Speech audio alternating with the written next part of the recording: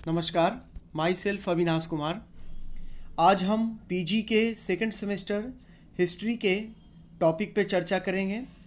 यह प्राचीन भारत का टॉपिक का नाम है ईरानियन एंड मैसिडोनियन इन्वेजन्स।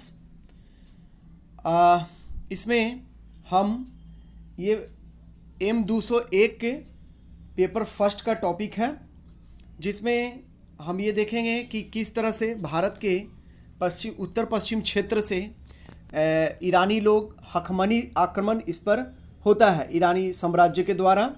इसको हम एक डायग्राम से बताने का प्रयास कर रहे हैं। ये जो देखिए, इसमें जो सबसे लेफ्ट साइड में एरो का निशान है वो ईरानी आक्रमण को बता रहा है, और ये सबसे राइट साइड में भारत के मैप को दिखाया गया है। ये वर्तमान का भारत है, ऐसा मैप उस समय नहीं था। मतलब चूँकि मैप तो बिल्कुल डिफरेंट होगा प्राचीन भारत में। उस समय अफ़गानिस्तान, पाकिस्तान भी भारतीय उपमहाद्वीप में थे। तो ईरानी इन्वेजन जो होता है उसमें हकमनी साम्राज्य था, जो कि बहुत बड़े इलाके में उस समय फैला हुआ था। ईरानी वंश था और इसका संस्थापक जो था वो साइरस था। उसके बाद दूसरा उत्तराधिकारी जो होता है साइरस का वो होता है दारा प्रथम। तो दारा प्रथम के द्वारा जो है इस क्षेत्र में आक्रमण किया जाता है। इसमें देखिए, हमने दो पर्वत रेंज को दिखाया है, त्रिभुज के छोटे छोटे त्रिभुज बना के। उसमें किरथर रेंज है जो कि आपके भारत के गुजरात के ठीक सामने वाला इलाका है। सुलेमान रेंज है, तो इस सुलेमान रेंज के ऊपर आप देखेंगे कि हिंदू कुश पर्वत है। हिंदू कुश पर्वत में हम देखते हैं कि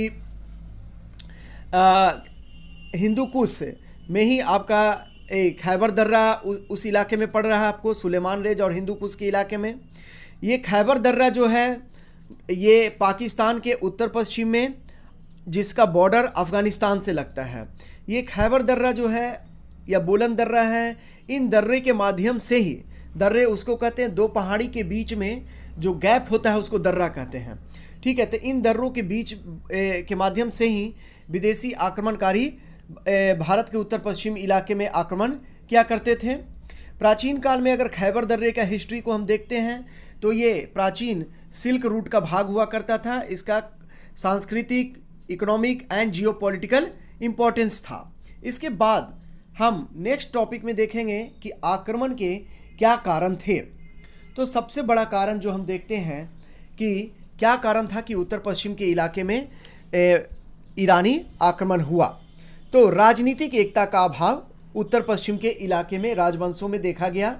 इस क्षेत्र में हम देखते हैं कि उत्तर पश्चिम में ईसा पूर्व 6वीं शताब्दी के पूर्वार्ध के दौरान, जैसा कि पूर्वोत्तर क्षेत्रों में था कि वो एक अलग स्थिति थी, राजनीतिक स्थिति।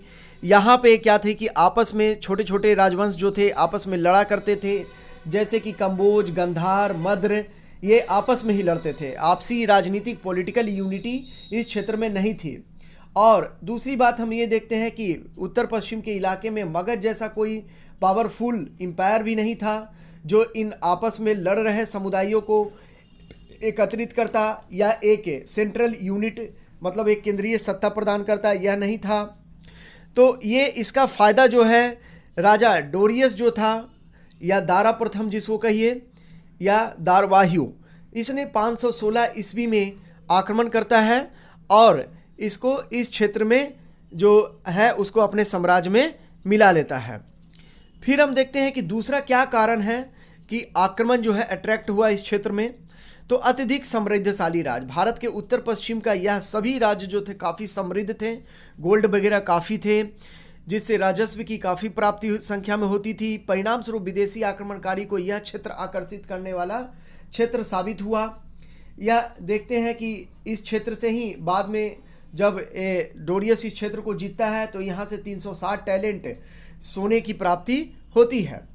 तीसरा जो सबसे इम्पोर्टेंट पार्ट है कि ये पूरा जो क्षेत्र है उत्तर पश्चिम का इलाका पर्वत पहाड़ों से भरा पड़ा था, आने का कोई रास्ता नहीं था। लेकिन जो दर्रे हैं, पासेज जो जोग्राफिकल इंट्रेंस इनको प्राप्त करते हैं, इनको देते हैं, अनेक दर्रों के कारण हिंदू कुश पर्वत के दर्रे भौगोलिक रूप से आक्रमणकारियों के लिए प्रवेश को आसान बना दिया। गोमल दर्रा, बोलन दर्रा इत्यादि दर्रों ने प्राचीन काल से ही विदेशी आक्रमणकारियों को इस क्षेत्र में आने के रास्ते को सुगम बना दिया। अब ये सारे कारण थे जिसके कारण इस क्षेत्र में आक्रमण हुआ। इसके अलावा फिर हम बी पॉइंट पे नज़र डालेंगे। मैप में ये जो हमने बनाया है उसके बी पॉइंट पे आप देखिए घटनाक्रम। तो सबसे सफल आक्रमण जो प्रथम बार वह होता है वो दारा प्रथम 516 ईसा पूर्व में करता है, और ये आक्रमण करके उस समय इसके टोटल 28 क्षत्रपियाँ थी ईरानी साम्राज्य का। 28 क्षत्रपियाँ कहने का मतलब क्षत्रप जो है जैसे आज राज्य प्रांत होता है उस तरह से ईरानी में इसको क्षत्रप कहा जाता था। तो 516 ईस्वी में ये घुस जाता है भारत में उत्तर पश्चिमी इलाके में, और पंजाब सिंधु नदी के पश्चिम के इलाके, देखिए पंजाब दो भागों में बटा है, एक पूर्वी पंजाब एक पश्चिमी पंजाब। आज पंजाब का जो पश्चिमी वाला भाग है वो पाकिस्तान में है, तो पश्चिमी सिंधु नदी के पश्चिमी के इलाके और सिंध को जीतकर, सिंध पाकिस्तान में है, उसको जीतकर अपने साम्राज्य में ये डोरियस प्रथम मिला लेता है और उसे 20वां प्रांत बनाता है। उसको जो है 20वां प्रांत बनाता है, मतलब क्षत्रप बनाता है। अब देखिए यहाँ से इस क्षेत्र में इसको काफ़ी बड़ी मात्रा में राजस्व की प्राप्ति होने लगती है। फिर डोरियस का उत्तराधिकारी कहा जाता है कि ये जो क्षेत्र था है ना, साम्राज्य का सबसे अधिक आबाद उपजाऊ वाला क्षेत्र था। सिंधु नदी के पश्चिम वाला यह हिस्सा 360 टैलेंट यानी सोने की राजस्व के रूप में फारस के सभी एशियाई प्रांतों से मिलाकर कुल राजस्व का यह 1/3 राजस्व प्राप्त इसको होने लगा। फिर डोरियस का उत्तराधिकारी जो था वो जर्सीस था ने भारतीयों को बड़ी संख्या में फौज में भर्ती करता है। उसके पीछे ये कारण था कि यूनानी आक्रमण भी जो है इसको धीरे धीरे ईरानी खतरे को देखते हुए इसने भारतीयों को सेना में शामिल किया। अब भारतीयों को भी ईरानी कल्चर के बारे में इससे जानकारी, तो कल्चरल इंटरेक्शन भी होता है यहाँ पे, ठीक है। अब हम देखेंगे इसका क्या परिणाम निकलता है।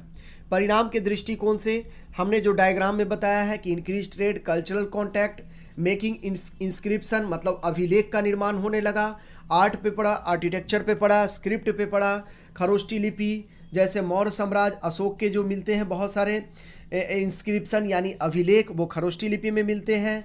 अरेमाइक लिपि जो ईरान की लिपि है वो उसका प्रचार प्रसार भारत में बहुत तेज़ी से होने लगा, अरेमाइक लिपि से लोग परिचित होने लगे। फिर इंक्रीज ट्रेड हुआ, ईरानी सिक्के जैसे ईरानी सिक्के का पाया जाना, इससे पता चला कि इकोनॉमिक एक्टिविटी बहुत तेज होने लगी। सिक्के तो मिले हैं उत्तर पश्चिम में, ईरानी सिक्के मिले हैं, लेकिन फिर भी हम सिक्के से ये नहीं कह सकते कि भारतीयों को सर्वप्रथम सिक्कों का ज्ञान जो है ईरानियों से हुआ, ऐसा कहना गलत होगा, क्योंकि भारतीयों को पहले से ही भारत में आहत मुद्रा जिसको इंग्लिश में कहते हैं punch mark coins, PUNCHED, punched mark coins यानी ठप्पा लगाना। जैसे हम आजकल कोई मुहर मारते हैं तो वो कस के चांदी के पत्थर बनता था, चांदी के पत्थर पे कस के जो है ठप्पे लगा के उसके सिक्के बना दिए जाते थे।